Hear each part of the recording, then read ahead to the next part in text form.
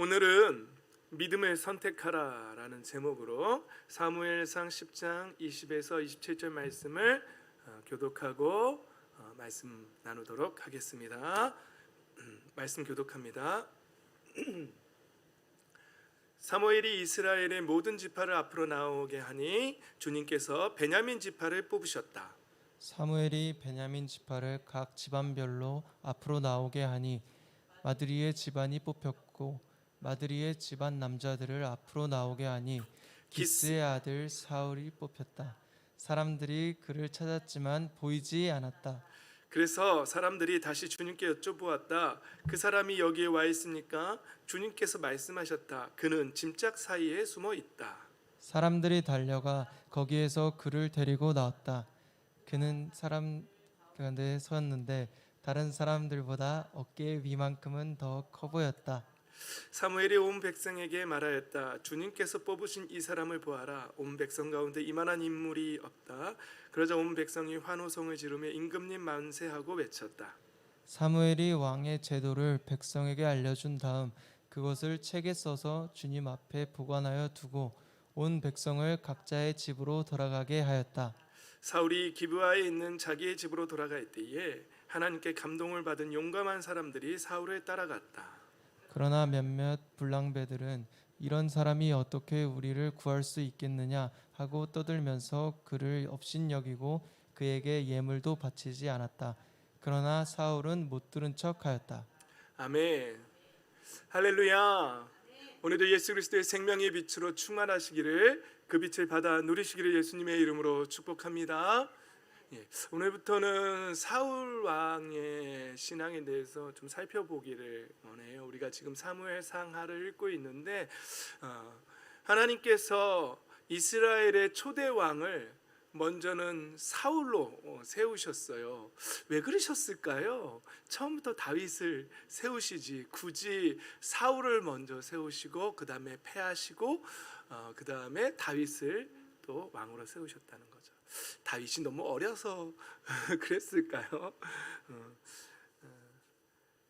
다윗을 좀 더 먼저 태어나게 하셨어야 되는데 하나님께서 타이밍을 놓쳐가지고 다윗이 늦게 태어나서 사울을 먼저 일단 왕으로 세웠다가 그 다음에 때가 돼서 다윗을 세웠을까요? 그건 좀 아닌 것 같아요. 하나님께서 사울 왕을 먼저 세우시고 사울 왕의 불순종 가운데에서 사울 왕이 하나님 앞에 버림받고 폐위되고, 그리고 다윗을, 어린 소년 다윗을 하나님이 선택하시고 그에게 새롭게 기름 부으시고 다시 왕으로 세우시고 내 마음에 합한 자라고 말씀하시는 것은 이 성경을 기록함으로 말미암아 이 말씀을 읽으면서 우리 후대의 믿음의 백성들이, 하나님의 자녀들이 이 말씀을 통해서 깨달으라고, 본이 되라고 이렇게 말씀을 하나님께서 순서를 정하신 줄 믿습니다.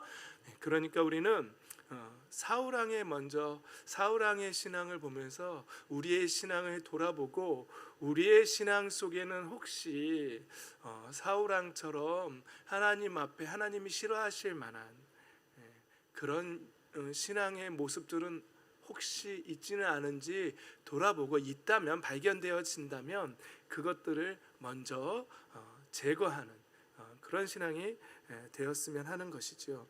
그래서 오늘 여러분과 함께 먼저 사울 왕의 신앙을 돌아볼 건데, 오늘은 맛배기로 초반부를 먼저 좀 하려고 해요. 우리 옆 사람하고 한번 인사해 볼까요? 오늘 말씀 제목이 뭐죠? 믿음을 선택하라죠. 우리 옆 사람과 함께 좌우에 계신 분들과 가정에도 있지만 우리 이렇게 인사했으면 좋겠습니다. 믿음을 선택하십시오. 믿음을 선택하십시오. 믿음을 선택하십시오. 예, 그렇습니다.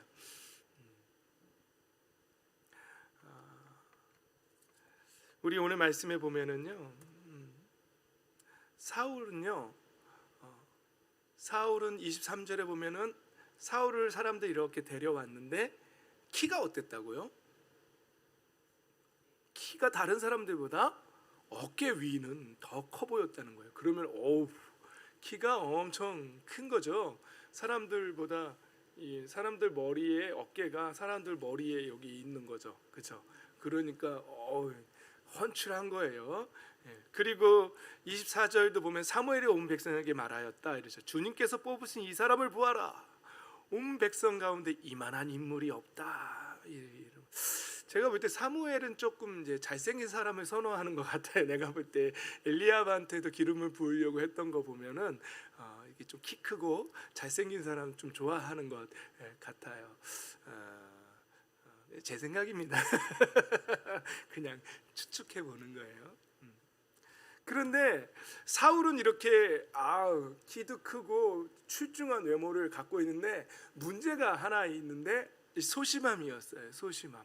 그래서 이미 사무엘 선지자를 이전에 이미 만나서 기름 부음을 받았고 당신을 하나님께서 여호와 하나님께서 당신을 왕으로 삼으셨다라는 말도 다 듣고 그랬어요. 그런데도 오늘 이렇게 제비를 뽑아서 왕을 선출하는 자리에서 여호와의 제비를 뽑는 자리에서 사울이 어떻게 했냐면은요, 그 사람들이 이렇게 쌓아놓은 짐짝들 있죠. 이게 뭐냐면 지금 미스바에 모여 있는 건데 미스바가 이제 우리 산이 한 700m 정도 높이 되는 그런 산이라고 해요.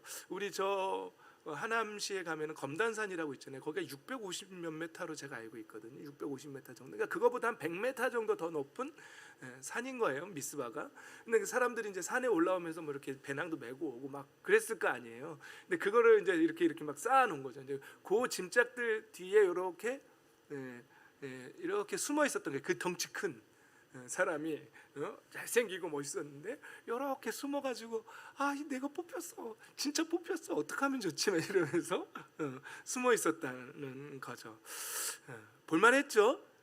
키나 작으면 몰라요. 우리 사케오나 이런 사람들처럼 뽕나무에 올라갈 수 있을 만한 그런 사람이었으면은 이렇게 숨어 있어도 조금 어울릴 것 같은데 등치 커다란 사람이 그렇게 짐들 사이에 배낭들 사이 뒤에 이렇게 숨어 있는 모습이 좀 그래 보였죠. 양쪽으로 앉아 계시니까 제가 그 정치하시는 분 어떤 분 같이 자꾸 제가 막 도리도리를 하는 것 같아요. 좀 이렇게 가운데 앉아주시면 안 돼요? 오케이. 근데 여러분 오늘 여기서 제가 여러분들하고 나누고 싶은 말씀은 사울이 이렇게 짐짝 사이에 숨어있는 이 소심함을 보여주고 있는데 근데 이 모습을 보이기 전에 이미 말씀을 살펴보면 10장의 말씀을 살펴보면 사울 왕은 이미 여호와의 신에 크게 감동된 상태예요.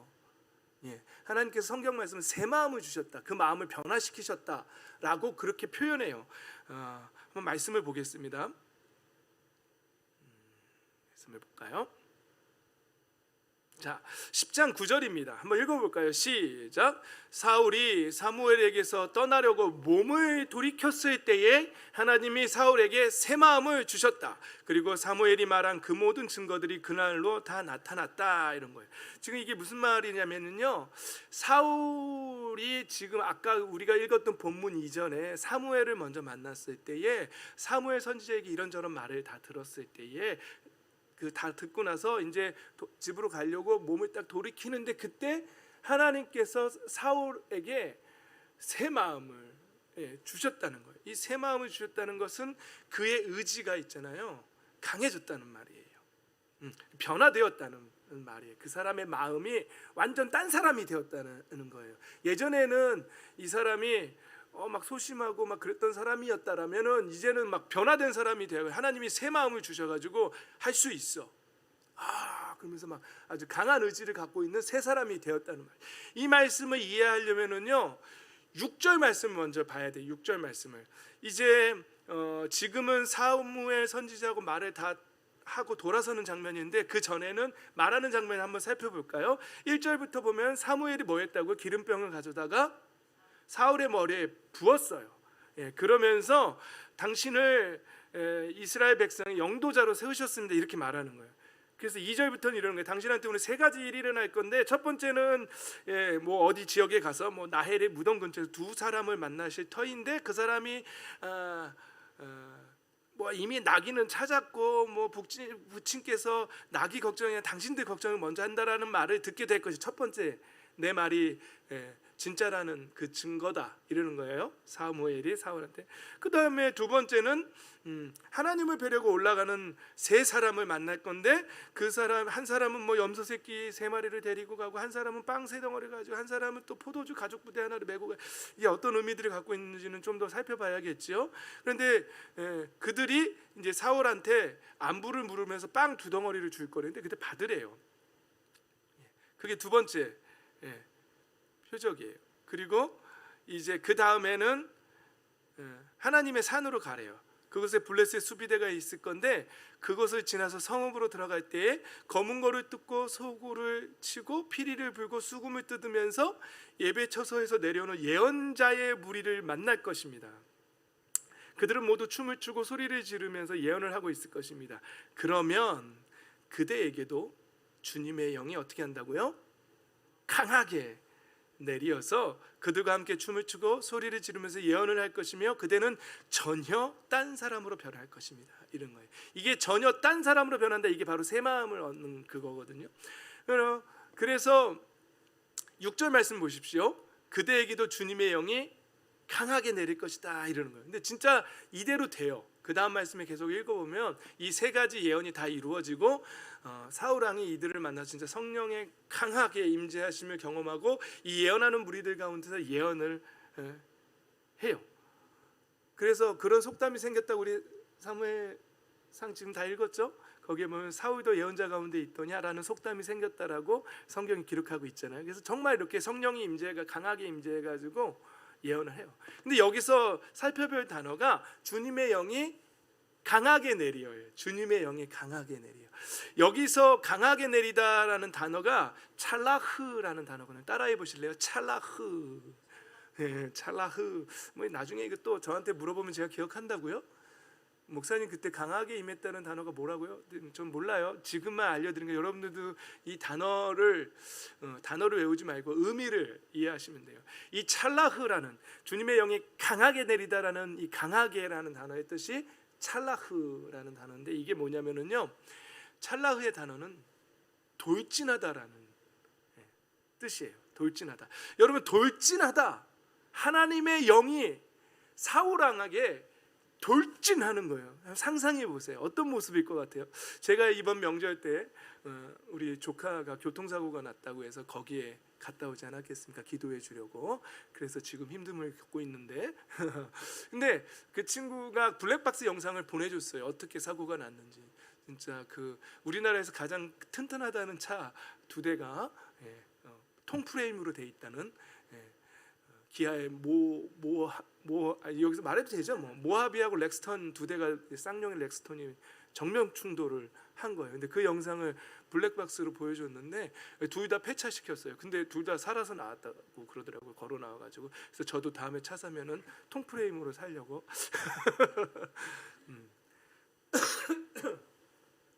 근데 여러분, 돌진하다 뭐 이런 거 상상해 보면 될까요? 그 자동차가 정면으로 충돌하는 거.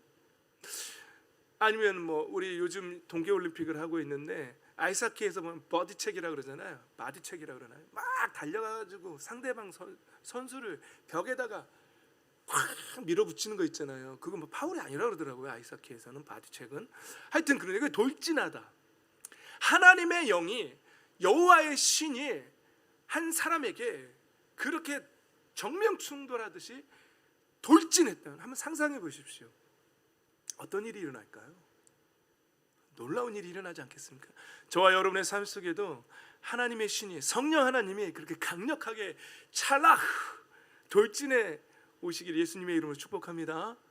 근데 사실 우리는 이미 예수님을 믿는 순간 우리 눈에 안 보여서 그렇지 그 성령의 찰나크의 돌진함이 우리에게 있었어요.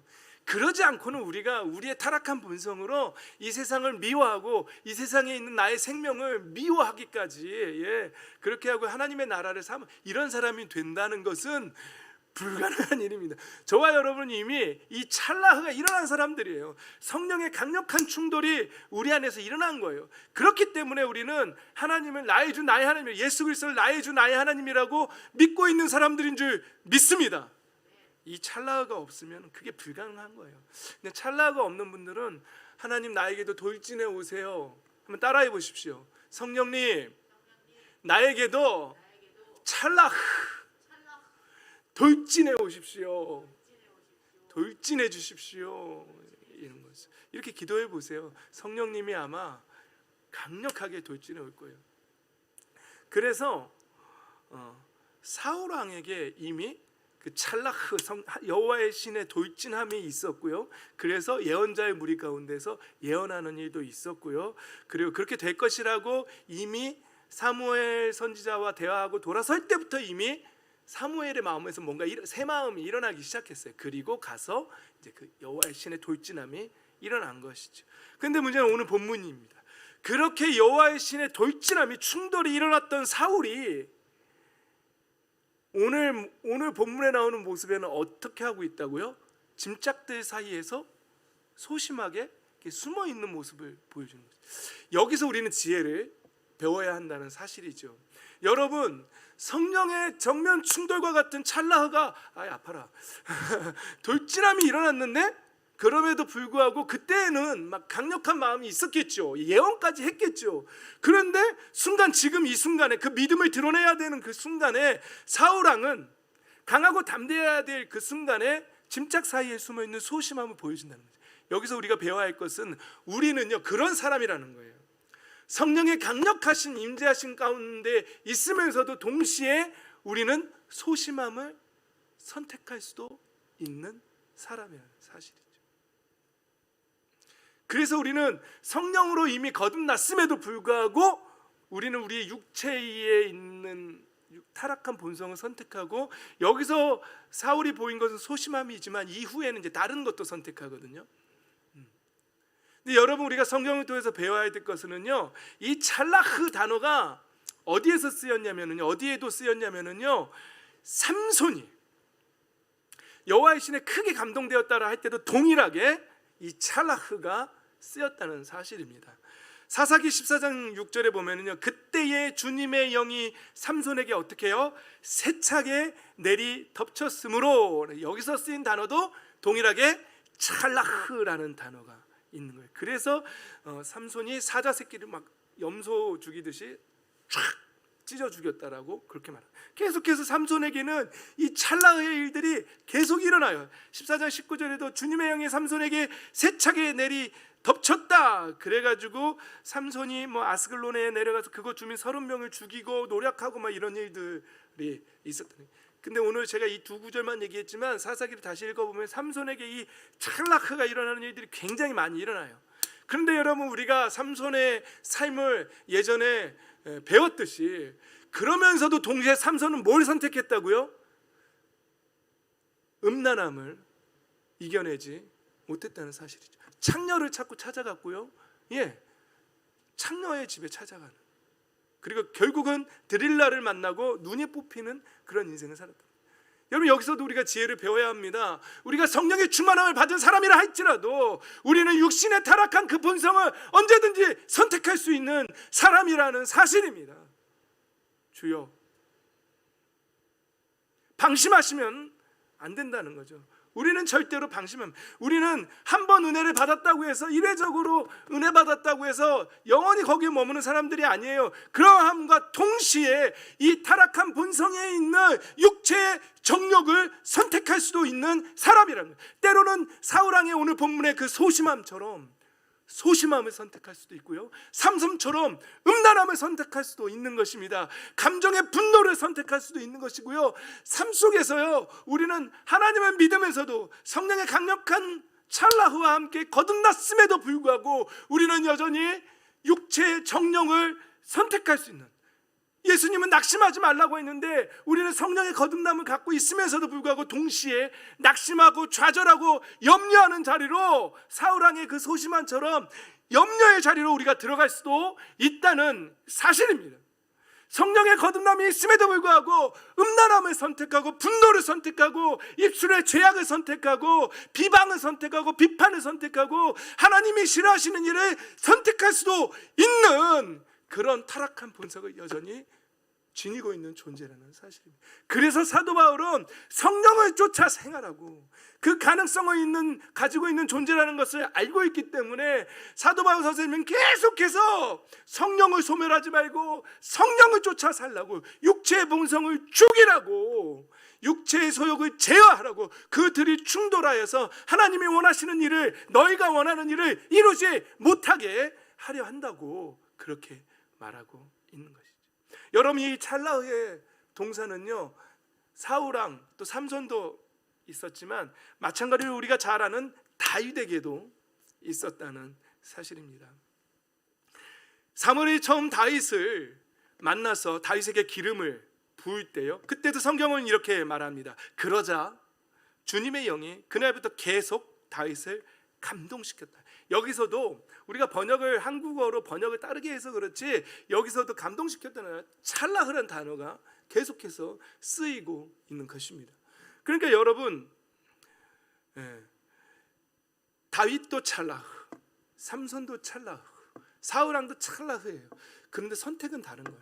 다윗의 선택을 보십시오. 다윗은 이 찰나흐의 성령의 감동을 가지고 어떻게 나아가죠? 17장에, 사무엘상 17장에 너는 칼을 차고 창을 메고 투창을 들고 나에게로 나왔으나 나는 내가 모욕하는 이스라엘 군대의 하나님 곧 만군의 주님의 이름을 의지하고 너에게로 나왔다라고. 하나님이 그토록 사랑하는 다윗은 그 찰나의 감동을 가지고 그 거대한 골리앗 앞에 나아가서 만군의 주 여호와의 이름으로 너에게 나아간다라고 말하고 믿음을 보였다는, 증명했다는 사실입니다. 사랑하는 성도 여러분, 보배로우신 여러분, 우리도 다윗처럼 같은 성령의 감동을 가지고 삼손이나 사울왕처럼 음란함이나 자신의 안위를 선택하는 사람들이 아니라 다윗처럼 골리앗 앞에 이 세상 가운데 믿음을 증명해야 될 때에 다윗처럼 만군의 주 여호와 하나님의 이름으로 나아가는 그 믿음을 증명하는 저와 여러분이 되시기를 예수 그리스도의 이름으로 축원합니다. 아멘. 그렇습니다. 여러분, 그래서 저는 이 말씀이 항상 이렇게 들리는 거예요. 로마서 8장 16절입니다. 한번 함께 읽어볼까요? 시작. 바로 그때에 그 성령이 우리의 영과 함께 우리가 하나님의 자녀임을 증언하십니다. 개역개정으로 가면 성령이 친히 우리의 영과 더불어 우리가 하나님의 자녀인 것을 증언하시는, 이렇게 말합니다. 성령 하나님과 우리의 영이 함께 더불어서 우리가 하나님의 자녀인 것을 증언한다. 그럼 여러분, 이 말씀 이렇게도 들려요. 저한테는 성령 하나님은 우리 안에서 이렇게 말씀하시는 거예요. 상선아, 은경아, 현준아, 너는 하나님의 자녀란다. 너는 하나님의 거룩한 자녀란다 라고 말하는데, 우리의 영 거기서 더불어 아멘 해야 되는 거예요. 아멘 해야 되는데 우리의 영은 어쩔 땐 때론 낙심의 자리로 가서 아니요, 저는 아무 가치도 없고 쓸모없는 자예요 라는 자리로 갈 수도 있다는 사실이죠. 여러분, 성경은 우리가 믿음을 합해야 한다고, 믿음을 더해야 된다고 그렇게 말하고 있지 않습니까? 그래서 사도 바울 선생님은 고린도후서에 이렇게 말하는 거예요. 우리가 육신을 입고 살고 있습니다마는 육정을 따라 싸우는 것은 아닙니다. 싸움에 쓰는 우리의 무기가 따로 있다는 거예요. 육체의 무기가 아니라 하나님 앞에서 견고한 요새라도 무너뜨리는 강력한 무기입니다. 우리의 무기는 강력한 무기인데 그게 바로 믿음이라는 무기예요. 우리는 궤변을 무찌르고 하나님을 아는 지식을 가로막는 모든 교만을 쳐부수고 모든 생각을 어떻게 한다고요? 사로잡아서 그리스도께 복종시킨다. 여러분, 그러니까 우리는 믿음을 가지고 있어야 돼요. 믿음을 가지고 우리의 생각을 사로잡아서요, 우리 안에서 성령의 찰나흐와 함께 우리 안에서 육체의 정욕을 따르고자 하는 이 생각, 하나님을 대적하고자 하는, 죄를 짓고자 하는 마음들을 사로잡아서 그리스도께 복종시켜야 한다는 사실입니다. 할렐루야. 아멘. 그럼 여러분 생각해 보십시오. 어떤 청년이 예전에 저한테 상담을 할 때 이러는 거예요. 자기가 음란함을 이길 수 있도록 힘을 달라고 하나님께 계속 기도를 하는데 하나님께서 자기에게 음란함을 이길 수 있는 힘을 안 주신대요. 그래서 자기가 음란의 동영상을 자꾸 보게 된대요. 그러니까 그게 자기의 잘못이 아니라 자기에게 그 음란함을 이길 수 있는 능력을 안 주신 하나님의 문제라는 거예요. 성경에 나오는 어떤 고백하고 비슷하지 않습니까? 우리 아담에게 그러잖아요. 타락한 아담에게 너 왜 그거 먹었냐 했더니 하나님이 창조하신 저 여자 때문입니다. 여자는요, 하나님이 창조하신 저 뱀 때문에 그랬습니다. 여러분, 이게 말이 됩니까? 하나님이 우리에게 음란함을 이길 수 있는 힘을 안 주셨기 때문이 아니에요. 그거는 완전히 성경을 모르는 거고 해석을 잘못한 거예요. 우리가 거듭날 때부터 이미 우리는 성령의 강력한 찰나를 가지고 있는 사람들이에요. 그런데 뭘 따른다고? 우리의 영이, 우리의 선택이 음란함을 선택하는 거예요. 그럼 여러분, 우리가 해야 할 일이 무엇입니까? 성령의 임재는 이미 우리에게 있고요. 그렇다면 우리는 성령을 쫓아야죠. 그리고 우리가 그 음란함을 깨트려야죠. 그 컴퓨터에 저장되어 있는 동영상들을 삭제해야죠. 안 되면 목사님이나 형제들한테, 신실한 형제들한테 부탁해서 내가 나 혼자 집에 있으면 자꾸 그 죄에 빠지니 나와 며칠만 같이 있으면서 내가 그 중독에서 빠져나올 수 있도록 함께 좀 지내달라고 부탁하면서 어떠한 노력, 컴퓨터를 갖다 버리는 한이 있어도, 집에 인터넷에 끌어버리는 한이 있어도 그것을 내가 해야죠. 그 성령님이 해주시는 게 아니에요. 성령님 우리에게 새 마음을 주시는 거고요, 우리에게 감동을 주시는데 우리는 그 감동을 소멸시켜버리고 우리의 타락한 본성을 가지고 갈 수 있는 가능성을 갖고 있는 존재들이라는 사실이죠. 언제나 방심해서는 안 되는 거죠. 그래서 그 책임을 하나님 앞에 성령님께 돌려서는 안 된다는 사실이죠. 여러분, 동시에 우리는 성령의 감동하심이 있으면서도 어디로 갈 수 있다고요? 낙심의 자리로, 좌절의 자리로, 절망의 자리로 갈 수 있다고요. 세상을 사랑하는, 돈을 사랑하는 마음, 그래서 두 주인을, 성령님을, 하나님을 주인으로 할 수도 있으면서 동시에 돈을 사랑하는 마음을 동시에 두 주인으로 섬길 수 있는데 하나님은 그건 안 된다는, 그걸 인정하지 않겠다는, 그건 불가능한 일이다, 하나님이 인정할 수 없다, 그거를 그렇게 말하는. 그런데 우리의 타락한 모습은 그것을 한단 말이죠. 그러면서 겉으로는 믿음이 좋은 척하지만 속에서는 아주 썩은 저희들을 가지고 있는, 우리는 삶 속에서 남을 비방하는 일로 갈 수도 있어요. 성령의 충만함을 목사이면서, 사모이면서, 장로이면서, 권사이면서, 집사이면서 성령의 충만함을 가지고 있으면서도 동시에 우리는 하나님의 형상으로 창조와 지음받은 형제 자매를 비방하고 비판하고 판단하고 하나님이 싫어하는 미움, 시기, 질투의 자리로 우리는 갈 수도 있는 존재들이라는 사실이죠. 여러분, 그럼 여기서 믿음이 무엇입니까? 이 질문을 던져야 합니다. 믿음은 무엇입니까? 믿음이 좋다, 믿음이 좋은 사람이다. 그때 여기서 우리가 믿음이 좋은 사람의 개념은요, 이 두 가능성을 가지고 있는 상태에서 자신의 그 타락한 욕망을 절연히 잘라내고 타협하지 않고 성령의 인도하심에 순종하는 사람이죠. 이게 바로 믿음의 사람들인 줄 믿습니다.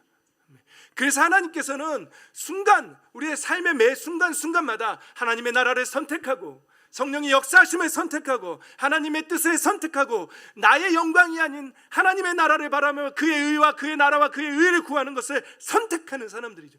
매 순간 우리는 선택합니다. 그러니까 바로 이 선택이, 하나님의 나라를 선택하고 성령님을 선택하는 이 선택이 결정적인 순간에 무엇을 선택하느냐가 바로 믿음이 좋은 사람이냐, 믿음이 나쁜 사람이냐, 결정적인 단서가 된다는 것이죠.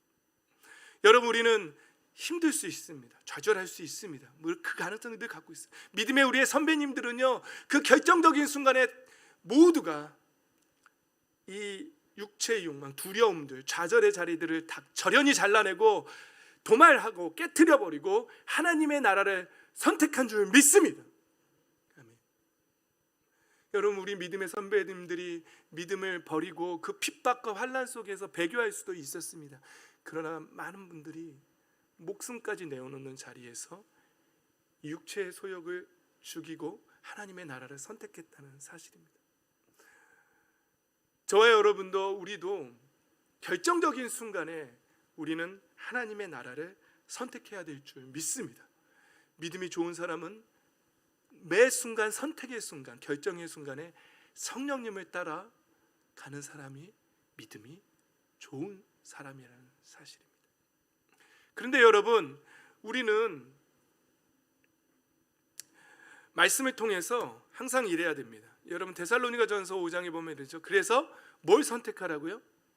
항상 기쁨을 선택하라는 거예요. 그게 믿음이라는 거예요. 여러분 끊임없이 기도하는, 기도를 선택하는 거예요. 그게 믿음이라는 거예요. 모든 일에 감사하는 거예요. 매 순간에 감사를 선택하는 거예요. 불평불만을 가질 수도 있지만 우리는 감사를 선택하는 거예요. 좌절을 선택할 수도 있지만 항상 기쁨을 선택하는 거예요. 왜요? 하나님의 나라가 있으니까. 그리고 낙심 가운데 있을 수도 있지만 그것을 박차고 기도의 자리로 가는 거예요. 그게 믿음의 사람들이라 사실이죠. 여러분 우리가 어떻게 하면 이렇게 할 수 있을까요? 우리의 힘으로 이게 가능할까요? 여러분 그래서 우리는 말씀을 읽어야 합니다. 말씀을 깨어서 읽은 사람들은 결정적인 선택의 기로에 있을 때 반드시 성령님을 선택할 것입니다. 그러나 말씀 읽으라고 할 때 계속 읽지 않고 자신의 생각으로 나 말씀 안 읽어도 뭐 이 세상 사는데 지장이 없어. 그럴 때 그런 사람들은 결정적인 순간에 육신의 정력을 선택하는 거예요. 여러분 평상시에 우리가 말씀을 얼마나 잘 읽느냐에 따라서 우리는 이 믿음이 결정되는 거예요. 힘이 없어요. 말씀을 안 읽으면 이 성령님을 쫓을 힘이 없어요. 우리는 그렇게 강한 사람들이 아니에요. 그리고 기도해야 합니다. 여러분 끊임없이 기도해야 합니다. 기도로 깨어있는 사람들은 결정적인 순간에 하나님의 영을 선택합니다. 하나님의 방법을 선택합니다. 그러나 기도하지 않은 사람들은 자신의 방법을 선택하죠. 좌절의 자리로 가게 되는 거예요. 여러분 찬양을 선택하셔야 합니다. 여러분 우리가 잘 아는 사도행전 16장에 보면 바울과 실라가 나옵니다. 이들도 억울한 일을 당했죠. 귀신 들린 여종을 자유케 해줬는데 두들겨 맞고 엄청 두들겨 맞고 감옥에 갇혔어요. 그때 이분들이 뭘 선택했죠? 기도하면서 하나님을 찬양하는 노래를 불렀습니다. 이분들 그랬어요. 그랬더니 어떤 일이 일어났다고요? 갑자기 큰 지진이 일어나면서 감옥의 터가 흔들리면서 모든 문이 열리고 죄수의 수갑이 착고가 다 풀렸다는 거예요.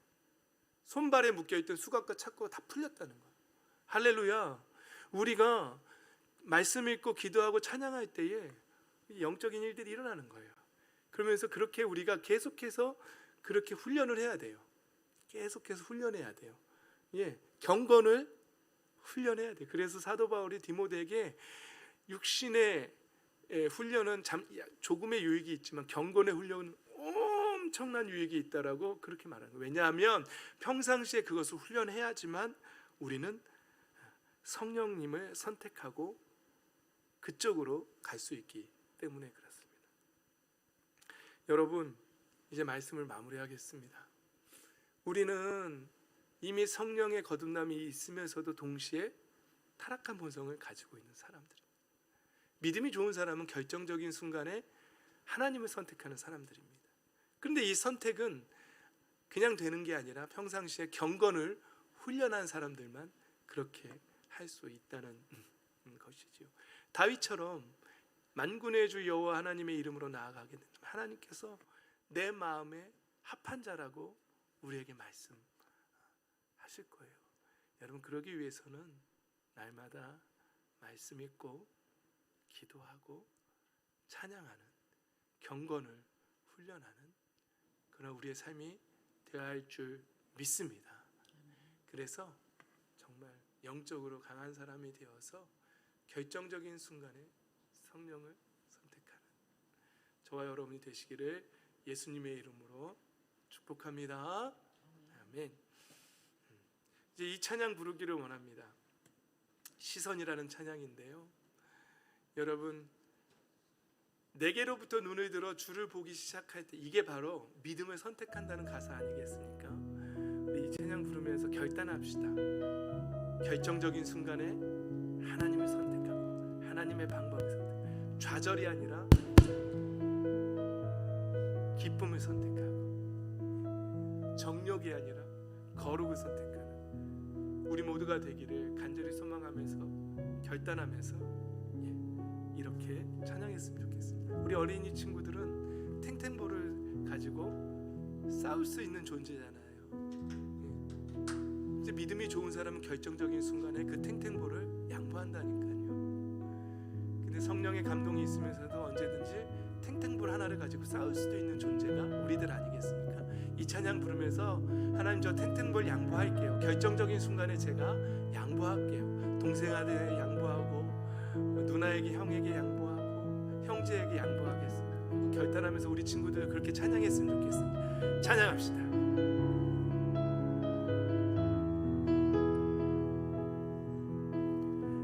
내게로부터 눈을 들어 주를 보기 시작할 때 주의 일을 보겠네.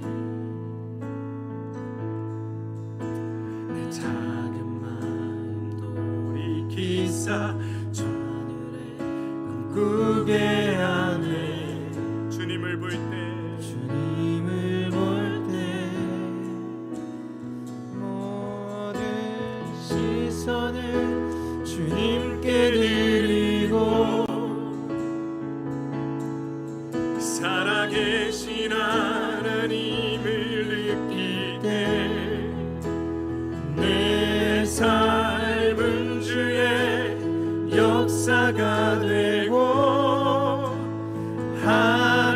하나님이 일하기 시작하네.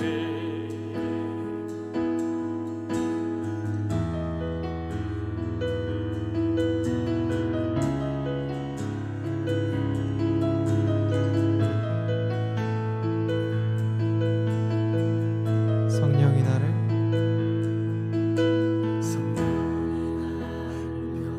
변화시켜 모든 사라질 때 주의 일을 보겠네. 원대한 땅 한가운데서 주님만 알게 되리. 주님을 볼 때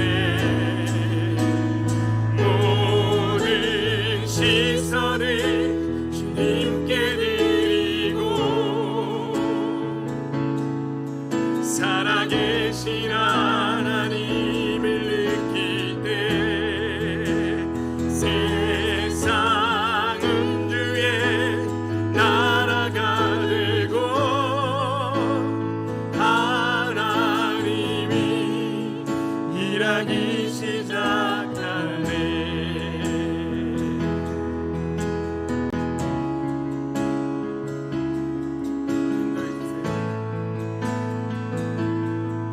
주님의 영광 주님의 영광 임하네. 주 볼 때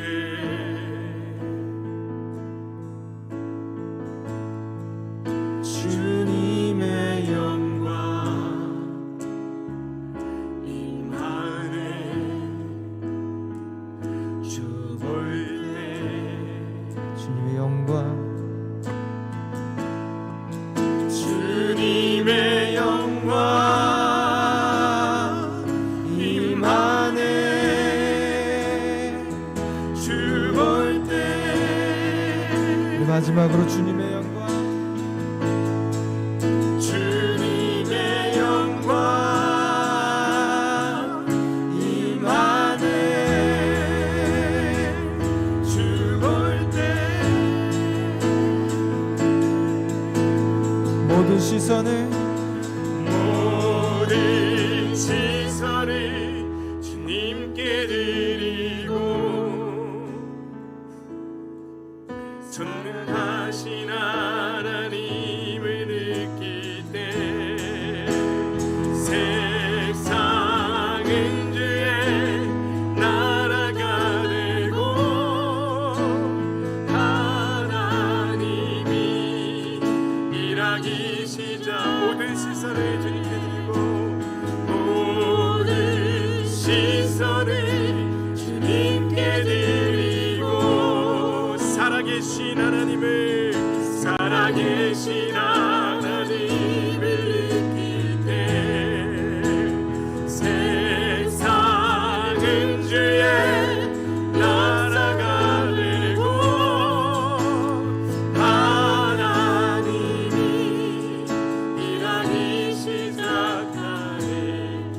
여러분 이 시간에 한번 마지막으로 기도하기를 원합니다. 여러분 우리의 삶을 돌아봅시다. 우리는 이미 성령의 찰나음 돌진하신 가운데 거듭난 사람들입니다. 그런데 삼손처럼 사울처럼 음란함을 선택하고 소심함을 선택하고 낙심과 좌절과 절망을 선택하고 형제자매를 비방하는 비방의 자리를 선택하지는 않았습니다. 우리 이 시간에 한번 결단합시다. 믿음으로, 참 믿음으로 결정적인 순간에 하나님의 나라를 선택하겠다, 하나님의 방법을 선택하고 은혜를 선택하겠다고 결단합시다. 그리고 그것을 선택할 수 있는 힘은 평상시에 경건의 훈련에서 나온다는 사실을 명심하십시오. 여러분 이 시간에 경건을 훈련하겠다고 결단합시다. 그리고 죄가 생각나거든 회개합시다. 회개하고 결단하고 또 성령의 도우심을 간구하며 기도하며 나아가도록 하겠습니다. 기도하겠습니다. 할렐루야. 살아계신 은혜를 아버지, 우리는 이미 성령 하나님께서 강력하게 도착하셨고 찰나를 이미 성령으로 거듭난 사람들입니다. 그럼에도 불구하고 우리는 때로는 음란함을 선택하고 좌절을 선택하고 절망을 선택하고 하나님 비방을 선택할 때가, 죄악을 선택할 때가 참 많이 있습니다. 하나님 용서하여 주시옵소서. 이제 우리가 믿음으로 다시 서서 결정적인 순간에, 선택의 순간에 믿음을 선택하고 은혜를 선택하고 하나님의 나라를 선택하고 성령의 능력을 선택하는 아버지여 믿음의 사람들이 되게 하여 주시옵소서. 주여 우리가 더 말씀을 하고자 기도하며 찬양하며 나아가는 믿음으로 믿음에 이르는 믿음으로 믿음에 이르는 자들 되게 하여 주시옵소서. 모든 말씀이 우리의 믿음을 더하여 아버지 가능하다는 사실을 우리가 깨닫습니다. 아버지 하나님 결단하며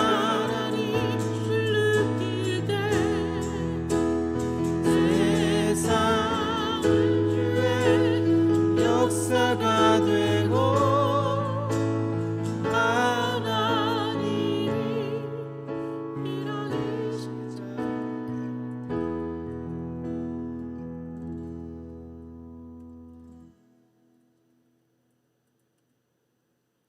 살아계신 하나님 아버지의 은혜 주심 감사합니다. 아버지 우리가 성령의 소욕을 쫓아서 성령님을 따라서 아버지 우리가 결정적인 순간에 아버지의 나라를 선택하고 하나님의 방법을 선택하고 은혜를 선택하는 지혜로운 자들이 되게 하여 주시옵소서.